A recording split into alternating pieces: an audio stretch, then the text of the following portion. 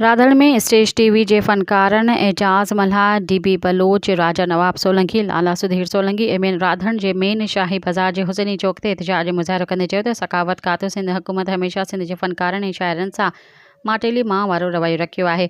पंजाब जे बीमार फनकार या उर्दू ॿोली ॻाल्हाईंदड़ फनकारनि जी जल्दीअ में नोटिस वठी माली मदद करे संदसि जो सरकारी ख़र्च ते इलाज करायो थो वञे।